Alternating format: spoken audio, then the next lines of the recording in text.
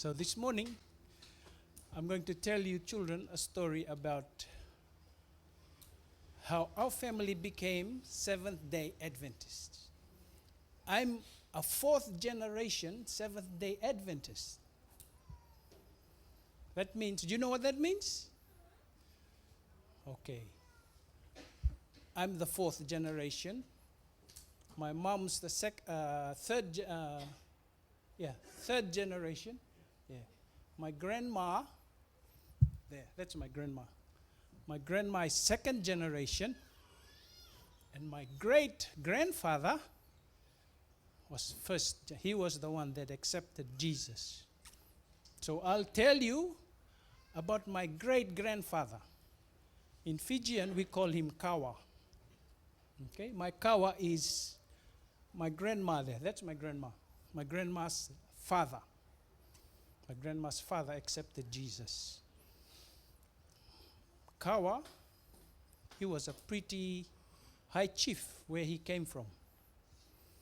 He came from a village in the interior of Fiji. The village is called Nasukamai.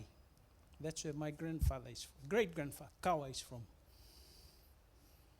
And he was a pretty powerful man, my Kawa, because of a few things.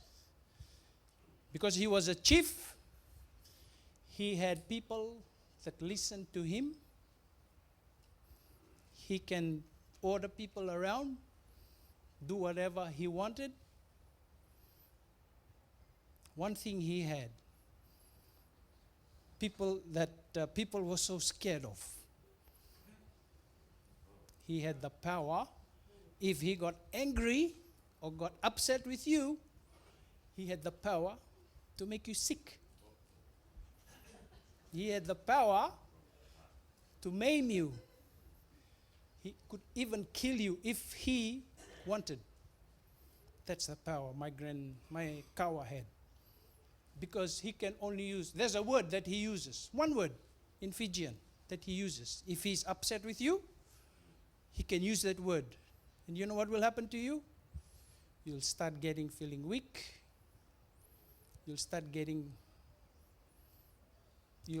feeling sick.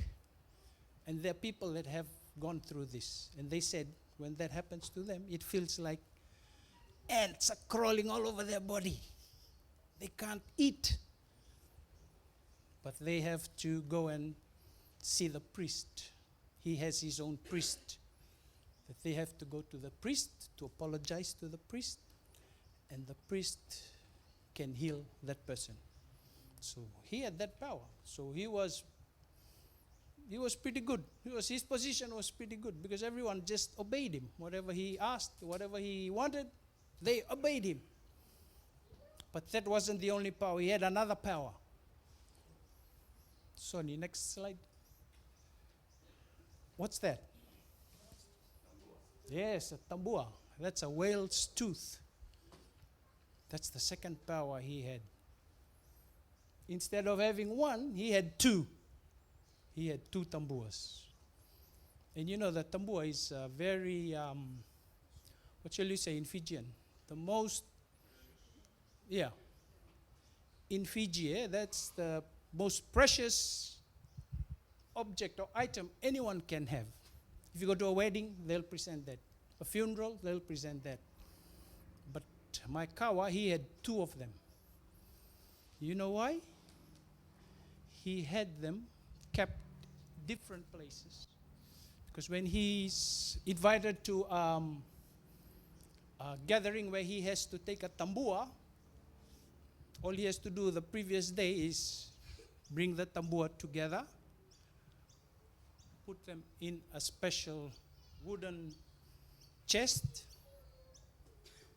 The next day, he'll go and pick up tambua. There'll be 3 tambuas.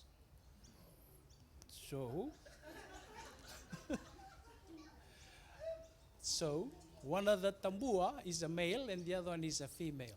So the female gives birth to another tambu. So that's how powerful he was. He could have been a rich, wealthy guy when he had when anyone in Fiji who has a lot of this is a wealthy person, because everyone goes for that. But one day, a minister from the coast of Fiji, because he lived in the inland, right in the mountains. Yeah. One of his relatives from the coast came to visit him and told him about Jesus. And he accepted Jesus. In his mind, he thought, all this worldly power and all these worldly possessions that I can own, there's nothing more important than accepting Jesus. So he gave all of that up. He gave it up. And not only that, he became a pastor. Yeah, he became a pastor. He went and trained in the pastor school in Fiji that time. It was on Ovalau Island. Yeah, Budesala, that's it. He trained and he became a pastor. And in 1922, he was one of the 2 pastors that came from Fiji to Australia to attend the conference. They usually have an annual conference or a 4-yearly conference. Yeah, he was one of them. His name was Pastor Timoci Nawara. That was his name. Okay. Going to the next. My grandfather is also a pastor. Yeah. That grandfather. He was a pastor, so many places in Fiji. His name is Pastor Eroni Vagewa. Pastor Eroni Vagewa. But the place that I remembered most was, because I was small, was when he was a pastor in Nandi. Nandi had not many Adventists, only a few families there. So he was posted there. Actually, he was posted there twice. It was the second time that I remembered, because I was a little boy then. And one of the stories that he told us was, one day he was he told his wife, my grandma, he goes visiting all the villages around Nandi, because he was based in a village called Sikituru. Nice little village. He would go and tell people about you. He was not scared of anything. Never scared. That's one thing I admired about my grandfather. When it comes to spreading God's word, he was not scared. So one day, he was cycling. He had a bicycle. So he cycled everywhere to spread God's word. He was cycling to this village when he saw a group of men. Yeah, they were just congregating. I don't know what they were doing, but they were a group of men. And he was cycling. He was going towards them. He got closer, and then he greeted them. After he greeted them, one of the men from the crowd said to him, "Please, I want to say something." He said, "Yeah, okay. You can say something to all of us." He said, "Last night I had a dream. And the dream was this. I saw a man riding his bicycle with a book. He was riding towards me. And a voice told me, whatever that man is going to tell you, that is the truth."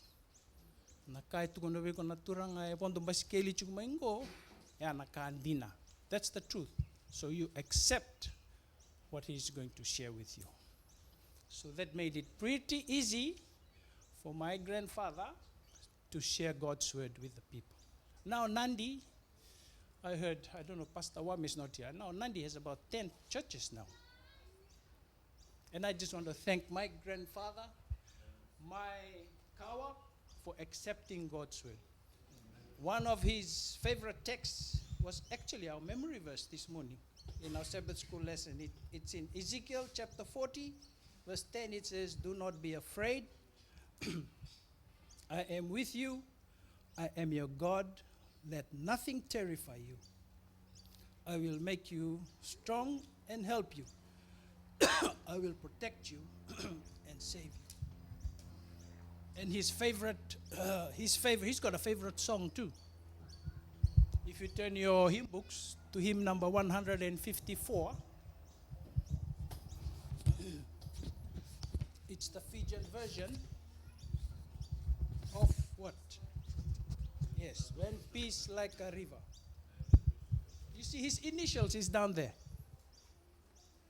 He was the one, that translated that song to Fijian.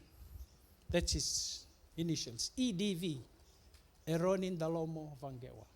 So that is a story I will share with you because of the courageous acts of my Kawa and my grandfather.